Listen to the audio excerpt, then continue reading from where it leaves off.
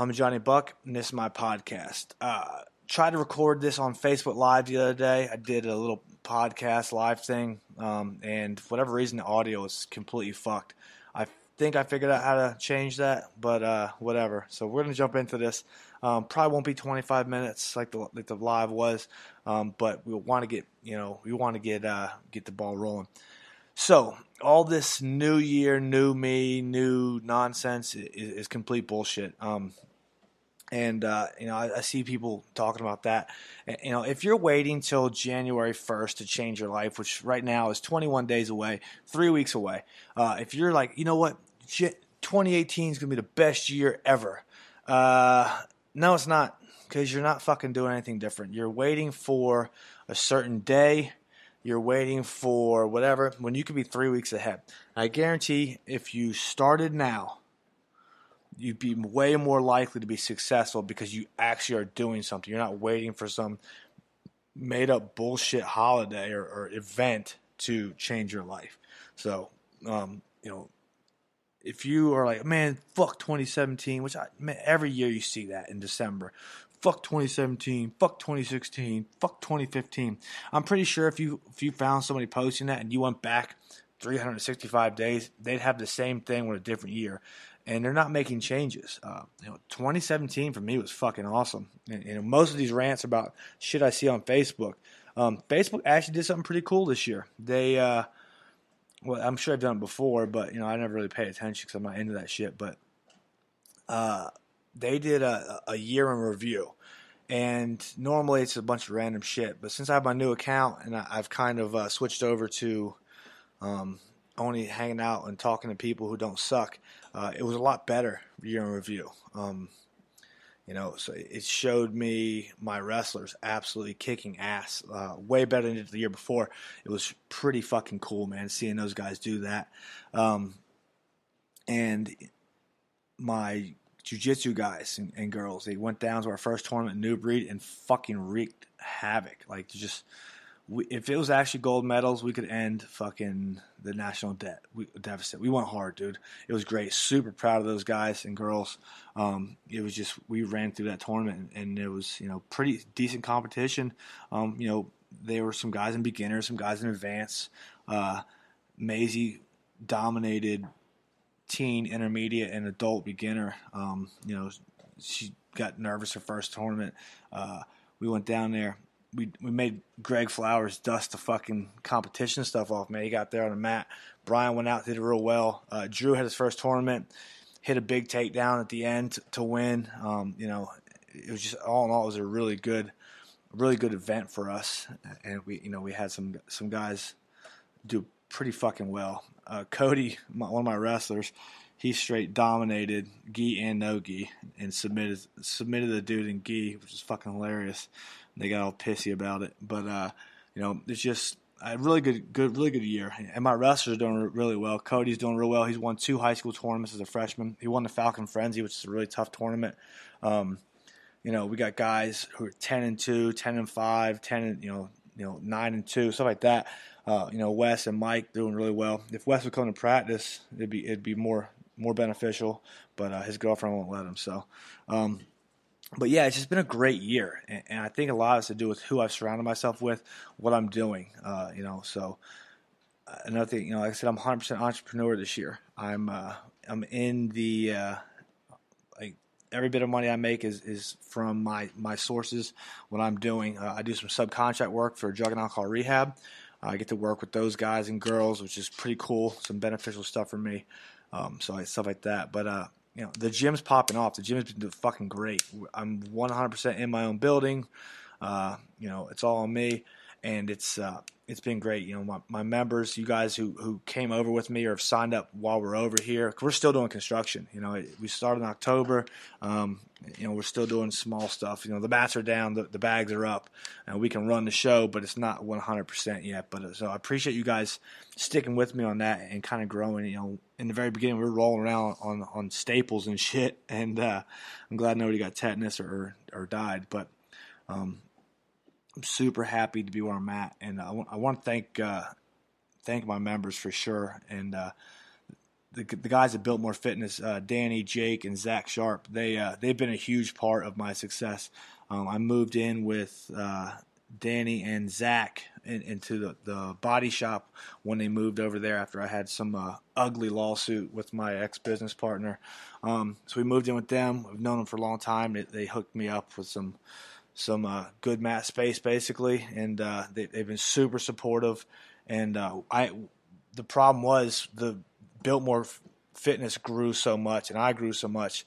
We outgrew our space, and obviously it's way easier to move small MMA gym than it is an entire fitness facility with a couple thousand members. So I appreciate those guys letting me do it, and super happy to help with everything. And we started a great relationship. And if you need a gym in Asheville, that's the place to go. Don't go to fucking Gold's. And I want to thank my coaches at my gym, Brian, Derek, and Alex. Without you guys, it'd be way more chaos for me. They've gone through everything from, like, hey, I'll pay you next week. Hey, can you work for free for a few weeks, to now I've got them set up. We're all on payroll starting January 1st. Reason we're starting January 1st is I'm just going to fucking pay cash until the end of the year, and we'll do the 1099 thing. I'll get you on the books next year, guys. Yay, taxes. But I really appreciate you guys. Alex went to Thailand conveniently the fucking first day we moved into our new gym. Yeah, I know what you did, Alex. But he went to Thailand, fought over there, came back. He's running a great program. Our kickboxing class is blown up, completely just exploded. When he was gone, Derek was running kickboxing class. Those are the biggest classes we have, because we spent a good time marketing to those, and it's fun. It's a great environment. Those guys are great coaches. Brian has come over. I met Brian at a BMAX seminar at my old gym. Came in, we rolled, tried to kill each other. He would periodically come back, and we try to kill each other again, and ended up hiring him as a coach for my jiu-jitsu and kids class. Thank God he's teaching kids class, because my chaotic lack of organization really wasn't good for a kids program. And we just added Alex as another kid coach for another day, some kids kickboxing stuff. So and Derek helps me run the gym. He's there. He's actually there more than I am, which is nice for me. So we put work in. I really appreciate what you guys are doing. So another thing, like I said on the Facebook year in review, was they showed some friends, some new people I met. Most of them met online through some business type adventure stuff, and I'm in a mastermind group, Combat Business Success, with Alan Belcher, Amy Majors, and Paul Halmy, and it has literally changed my fucking life. Like, it's the reason I'm 100% entrepreneur now. They know their stuff, and I could not be here without those guys. It's one of the best investments I ever made in my entire life. Those guys are great. I have unlimited access to them. They're cool. We can straight up just bullshit about whatever. We'll talk about whatever. Then I'll ask some business questions and stuff. It's a really, really good group. And those are amazing people, and I can't thank them enough for where I've got,